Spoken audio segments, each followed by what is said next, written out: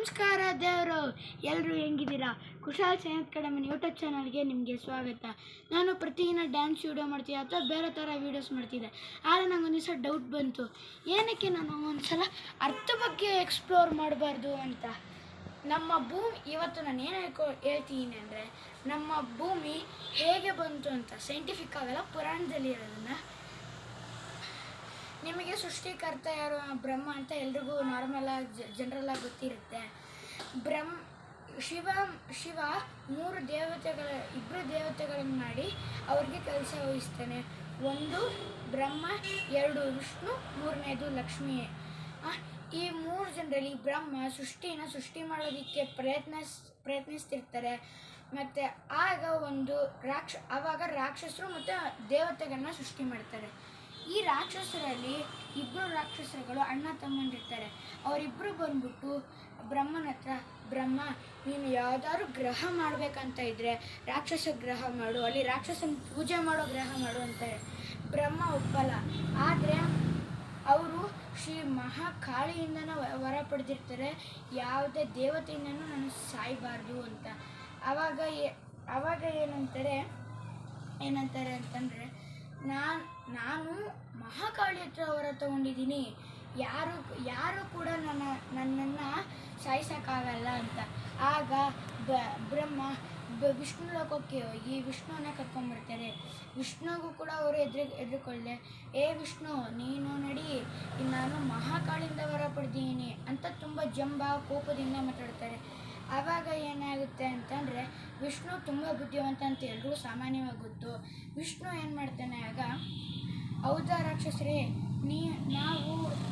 ನಾವು ಒಂದು ವರ ಕೇಳ್ತೀವಿ, ಅದನ್ನು ಕೊಡಿ ಅಂತ ಹೇಳ್ತಾರೆ. ಆವಾಗ ರಾಕ್ಷಸರು ಹೇಳ್ತಾರೆ, ಹೌದು,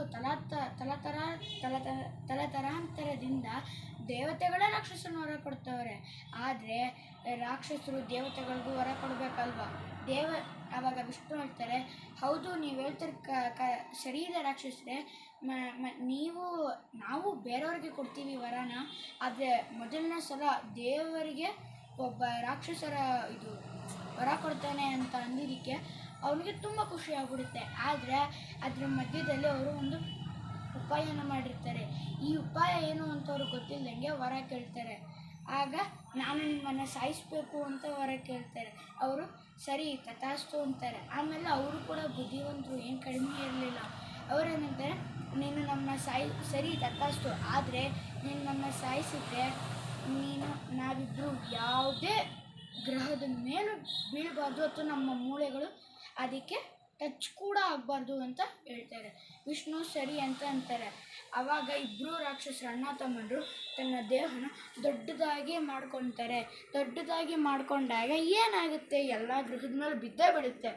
ಅದಕ್ಕೆ ಏನು ಮಾಡ್ತಾರೆ, ವಿಷ್ಣು ಏನು ಕರ್ಮನ ಎಲ್ರಿಗನ ಬುದ್ಧಿವಂತ, ಅವನು ಎಲ್ಲರೂ ಬುದ್ಧಿವಂತ. ಬ್ರಹ್ಮ ಸೃಷ್ಟಿಕರ್ತ, ಬ್ರಹ್ಮನ ಸೃಷ್ಟಿ ಮಾಡೋನು ವಿಷ್ಣು. ಅದಕ್ಕೆ ಅವಾಗ ಏನಾಗುತ್ತೆ, ವಿಷ್ಣು ಸರಿ ಅಂತ ಅವ್ರಿಗೂ ತಥಾಸ್ತು ಅಂತ ಹೇಳ್ತಾನೆ. ಅವನು ಸಾಯಿಸಿದ ಮೇಲೆ ಆ ಮೂಳೆಗಳಲ್ಲಿ ಚಿತ್ರ ಆಗುತ್ತೆ. ಅದನ್ನೆಲ್ಲ ಒಂದು ಕಡೆ ಅಣಿಸಿ ಒಂದು ಪಿಂಡರೂಪಿ ಗ್ರಹಣ ಮಾಡ್ತಾನೆ. ಅದರಲ್ಲಿ ನೀರಿರಲ್ಲ, ಏನಲ್ಲ, ಬರೀ ಬೆಂಕಿ ಜ್ವಾಲಾಮುಖಿಗಳು. ಅದೇ ಈಗಿರೋ ಪ್ರಸ್ತುತ ಭೂಮಿ. ಆವಾಗ ಏನಾಗುತ್ತೆ ಅಂದರೆ, ವಿಷ್ಣು ಹೇಳ್ತಾರೆ, ನೀವು ಸೃಷ್ಟಿನ ಮಾಡೋದಕ್ಕೆ ತುಂಬ ಪ್ರಯತ್ನ ಪಡ್ತೀರಾ, ಬ್ರಹ್ಮಂಗೆ ಸೃಷ್ಟಿನ ಮಾಡೋಕ್ಕೆ ತುಂಬ ಪ್ರಯತ್ನ ಪಡ್ತೀರಾ, ಆದರೆ ಏನು ಮಾಡಿ, ಈ ಪಿಂಡರೂಪಿ ಗ್ರಹನ ನೀವು ಭೂಮಿ ಅಥವಾ ದರೆ ಅಂತ ಹೆಸರಿಟ್ಟು ಅದಕ್ಕೆ ನೀರು ತುಂಬಿಸೋ ಜವಾಬ್ದಾರಿ ನಿಮ್ಮದು ಅಂತ ಅಂತಾರೆ. ಬ್ರಹ್ಮ ಸರಿ ಅಂತ ಅಂತಾರೆ. ಆಮೇಲೆ ಏನಾಗುತ್ತೆ, ಎಲ್ರಿಗೂ ಗೊತ್ತಿರುತ್ತೆ, ಭೂಮಿ ಸೃಷ್ಟಿಯಾಗುತ್ತೆ. ಭೂಮಿಗೆ ನೀರು ಹೇಗೆ ಬಂತು ಅಂದರೆ, ಒಂದು ಆಸ್ಟ್ರೋನಾಟ್ ಅಂದರೆ ಎಲ್ರಿಗೂ ಗೊತ್ತಿರುತ್ತೆ. ಆಸ್ಟ್ರೋನಾಟ್ ಅಂದರೆ ಒಂದು ಕಲ್ಲು ಬಂಡೆ ಸ್ಪೇಸಲ್ಲಿ ಹಾರಾಡ್ತಿರುತ್ತೆ. ಇವಾಗ ನಮ್ಮ ಅರ್ತ್ ಮತ್ತು ಜುಪಿಟರ್ ಮಧ್ಯೆ ಒಂದು ರೇಖೆ ಕಾಣಿಸುತ್ತೆ ನಮಗೆ ಸೋಲಾರ್ ಸಿಸ್ಟಮಲ್ಲಿ, ಅದು ಆಸ್ಟ್ರೋನಾಟ್ ರೇಖೆ ಅಂತ ಅಂತಾರೆ. ಅದರಲ್ಲಿರೋ ಒಂದು ಆಸ್ಟ್ರೋನಾಟು ಭೂಮಿ ಕಡೆ ಬರ್ತಿರುತ್ತೆ. ನಮ್ಮ ಒಂದು ವರ್ಷಕ್ಕೆ 16,000 ಆಸ್ಟ್ರೋನಾಟ್ಸ್ ಭೂಮಿ ಕಡೆ ಬರುತ್ತೆ. ಅದೃಷ್ಟವಶಾತ್ ಅದನ್ನು ನಮ್ಮ ನೆರೆಯ ಗ್ರಹವಾದ ಜುಪಿಟರ್ ಸೋಲಾರ್ ಸಿಸ್ಟಮ್ ಅತಿ ದೊಡ್ಡ ಗ್ರಹ, ಅದ್ರ ಕಡೆ ಸೆಳ್ಕೊಂಡು ಬಿಡುತ್ತೆ. ಆದರೆ ಆವತ್ತು ಬಂದಿದ್ದ ಕಣ್ಣು ಎಷ್ಟು ದೊಡ್ಡದಾಗಿತ್ತು, ಜುಪಿಟರ್ಗೂ ಅದನ್ನು ತಡೆಯೋಕ್ಕೆ ಸಾಧ್ಯ ಆಗಲಿಲ್ಲ. ಯೋಚನೆ ಮಾಡಿ ನೀವೇ, ಸೋಲಾರ್ ಸಿಸ್ಟಮ್ ದೊಡ್ಡ ಗ್ರಹ ಜುಪಿಟರ್, ಅದೇ ತಡೆಯೋಕ್ಕಾಗಲ್ಲ, ಎಷ್ಟು ದೊಡ್ಡದಾಗಿರ್ಬೋದು, ಎಷ್ಟು ವೇಟ್ ಇರ್ಬೋದು.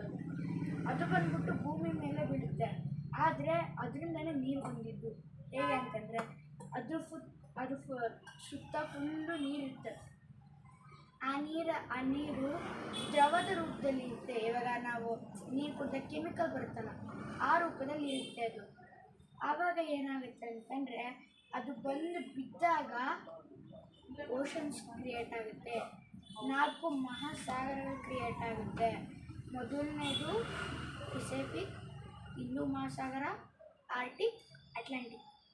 ಈ 4 ಮಹಾಸಾಗರ ಸೃಷ್ಟಿಯಾದ ಮೇಲೆ ಇದು ಓಷನ್ಗಳಾಗಿ ಬದಲಾದ್ವು. ಆಮೇಲೆ ಸಿ ಅಂತ ಬದಲಾಗಿ ರಿವರ್, ಪಾಂಡ್ ಅಂತ ಇವಾಗ ಎಲ್ಲ ಕಡೆಯೂ ನೀರಿರಂಗಾಗಿದೆ. ಮತ್ತು ಇಡೀ ಸೋಲಾರ್ ಸಿಸ್ಟಮಲ್ಲಿ ನೀರಿರೋ ಗ್ರಹ ಅಂತಂದರೆ ಅದು ನಮ್ಮದು. Bye bye friends. ಹರ್ತಿನ ಈ ಮಾಹಿತಿ ನಿಮಗೆ ಇಷ್ಟ ಆಗಿದ್ದರೆ ಈ ವಿಡಿಯೋಗೆ ಲೈಕ್, ಶೇರ್ ಮತ್ತು ಸಬ್ಸ್ಕ್ರೈಬ್ ಮಾಡಿ. ನಿಮಗೆ ಇಷ್ಟ ಆಗಿದ್ದರೆ ನೀವು ಇದನ್ನು ನಿಮ್ಮ ಫ್ಯಾಮಿಲಿ ಆ್ಯಂಡ್ ಫ್ರೆಂಡ್ಸ್ಗೆ ಶೇರ್ ಮಾಡಿ. Bye bye friends.